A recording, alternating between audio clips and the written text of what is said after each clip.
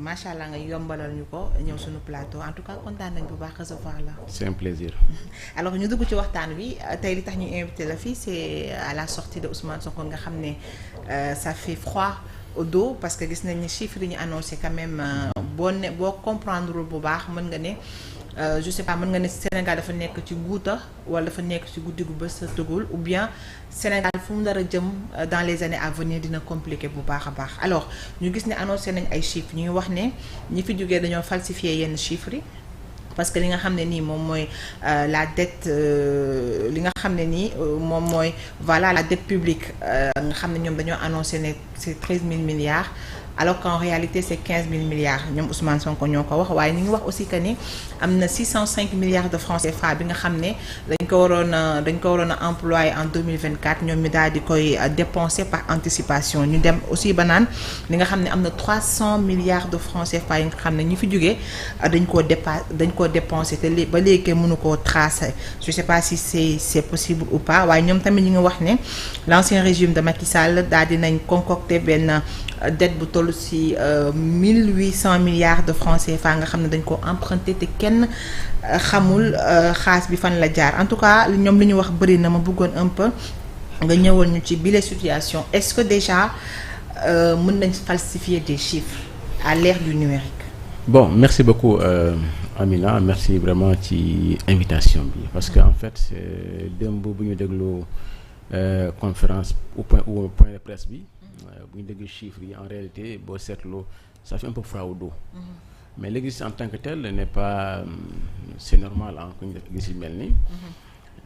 man li ma gêné ci biir exercice mooy ils ont pris une période. 2019 à 2023. booy def état des lieux tu démarres de 2012 à 2023. loolu mooy tax nga am analyse très très claire de la situation. Très bien. Mais aujourd'hui ils ont pris 2019 ou 2023 pourquoi? Pourquoi ils ont pris cette période-là? Pour rappel xam nañ ne que 2019 il y avait la Covid-19. Oui. Entre 2019 ak 2023 il y a eu la guerre de l'Ukraine bi xewoon. xam nañ ne que période boobu également toutes les économies du monde ont eu des difficultés. amul benn économie du monde boo xamante ne respecté nga ces critères yoo xamante ne mooy endettement bi ak ñeneen ak ñeneen. Il y a des pays yoo xamante ne la France l'Allemagne ñoo xamante ils sont allés jusqu'à près de 100% de leur PIB par rapport à la dette. seen croissance économique pratiquement nekk na ba une valeur négative. Donc période boobu boo ko jëlee di def ci analyse tu fausses carrément l'analyse. la fausse carrément en réalité boo bëggee def situation de référence sa dëkk li nga fekk sa dëkk da ngay commencer fu waa ji jëlee réew mi ak tey fu mu toll lan la ci def bu ñu seetloo la première période du PSE mooy PAP 1 bi gis nañ ne que dëkk bi on a respecté tous les critères de convergence maanaam le taux d'endettement était bien maîtrisé on a respecté le déficit budgétaire était n'avait même pas atteint les 3%. On avait respecté le taux d'inflation, on avait respecté énormément. Pourquoi ils n'ont pas dit ça? Il y a un problème. Donc pourquoi se limiter seulement à cette période-là pour faire des moyennes? Parce que en réalité, on dit souvent en économie, les grands agrégats ne renseignent pas sur grand-chose. Très souvent, boo bëggee mu leer, da ngay dugg ci détail pour nit ñi mën a xam. Pour la falsification des chiffres, c'est extrêmement grave qu'on soit à ce niveau-là. Parce qu'on xam un peu le circuit de validation des chiffres. Ça veut dire qu'aujourd'hui, toute l'administration sénégalaise a fait du faux. Le signifie. Parce que depuis l'agent qui collecte l'information, mu dem à un niveau de validation. Parce que l'agent, il collecte, le directeur, il valide, même d'abord son chef de division, son chef de bureau, chef de division, mu ñëw si directeur, mu ñëw si conseiller, mu ñëw si ministre bi, mu ñëw si conseil technique d'abord du ministre des Finances, mu ñëw si ministre des Finances, mu dem primature, conseil technique yi, mu dem présidence, ainsi de suite. Toute cette chaîne-là, ça veut dire que ñun ñëpp la rëcc. C'est-à-dire qu'aujourd'hui le Sénégal on reste du discrédit sur le Sénégal et là c'est extrêmement grave man li ma jël ma gis beneen affaire bi mooy les institutions de bourse ñu fay ñëw boo seetlu pratiquement chaque 3 mois dañu fiy ñëw. Le Sénégal a eu l'habitude de faire des projections d'habitude bu ñu ñëwee ils font des projections gars yi dañuy xool wax leen ne que peut-être li ngeen wax est trop ambitieux ñu wàññi ko combien de fois le Sénégal fait des kii yoo xamante ne. am na fu mu toll gars yi di ko wàññi. mais on reste toujours dans les tendances. Le Sénégal sur les 12 ans. sur les 12 ans bu fekkul woon sax Covid moo taxoon. dina am tendance boo xamante ne dañ koy maîtriser les chiffres. Maintenant dire que on était à 10% vraiment de déficit budgétaire, ça veut dire quoi? Ça veut dire qu'aujourd'hui, de 2019 à 2023, chaque année pratiquement on a fait 10% de déficit. Mooy déficit bi mu tolloon. ëpp na jég na dayo. Ça veut dire que Sénégal mooy nekk dernier déjà dans la sous-région loolu bu amoon.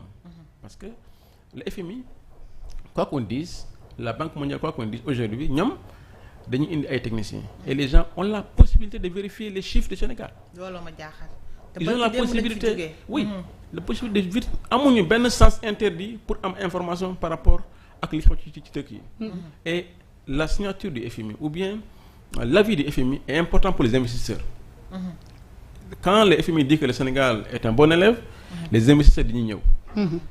Donc aujourd'hui dire que suñu chiffre dañoo faux, ça veut dire que te FMI ñëw na fi pendant boo xoolee 12 ans yi chaque 3 mois boo jëlee parce que 15 fois ou 16 fois ou 18 fois ñëw nañu Sénégal. di def seen ay ça veut dire que tey FMI seen techniciens yi pratiquement ils sont complices soit ils sont complices wala defuñu seen liggéey. Donc aujourd'hui man je ne serais pas surpris que la Banque mondiale ou le FMI fasse un communiqué pour clarifier la chose parce que c'est extrêmement grave. Parce que lii nii ça veut dire que tey investisseurs yi amul kenn ku mën a wóolu le FMI par rapport à ça. Effectivement. te FMI je pense pas que tenant compte de leur crédibilité. je pense que dinañ ci àddu par rapport à ça. am na solo bu baax parce que tamit il faut le dire que les gens ont falsifié des chiffres tey au niveau international en face de nos partenaires dina indi un peu dina saltel un peu suñu image. non dafa salté na déjà image Sénégal. fu mu nekk nii boo seetloo tey sous région bi déjà. ñu comprendre dinañ ne que Sénégal moom donc on a fait que du faux. alors que boo xoolee on a fait des emprunts c'est vrai leb nañ. mais bu ñu xoolee autour de nous aujourd'hui gis nañ ne que y a eu de gros investissements. je prends juste quelques exemples hein. Il y a le BRT, il y a le TER, il y a les autoroutes, il y a les ponts, il y a les autres ponts.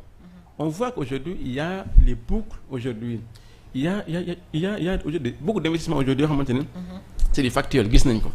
Donc tout n'est pas mauvais dans ce qui a été fait. Et toute gestion n'est pas parfaite. Parce que nit ñoo fi nekkoon. Donc je pense que gens X bu ñu koy def il faut parfois de la retenue pour def attention. Ou bien le faire en interne. En interne, c'est-à-dire xam nga tey ils seront sur le point aujourd'hui de sortir un document de référence. mooy le 7 prochain. te man j'ai lu un peu la stratégie nationale bi ñu génnee yàggul. te dans le diagnostic ces chiffres-là ne sont pas dedans. Les 10%, les 80% nekk ci biir li ci nekk mooy les chiffres que yu techniciens yi génne. loolu moo ci nekk mooy les 6.3 là ñoo fa nekk. Donc je me demande aujourd'hui comment ils vont faire. Fan lañ jëlee chiffres yi aujourd'hui comment ils vont faire. Est-ce que aujourd'hui le document de référence qui vont sortir. Ce sera les 10% qu'ils vont mettre dedans, les 87% de taux d'endettement. Man ça me pose problème. C'est vrai qu'en 2019 il y a eu une augmentation des dépenses parce que en réalité c'est tout à fait normal. L'économie n'a pas trop bougé. Dina am un déficit bu xaw a yaatu mais déficit jusqu'à 10% pendant 5 ans. C'est grave.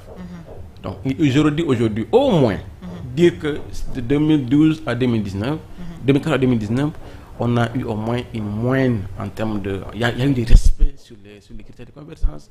Loolu au moins dina xaw a rassurer un peu les gens. Mais dire qu'aujourd'hui que pratiquement tout est faux.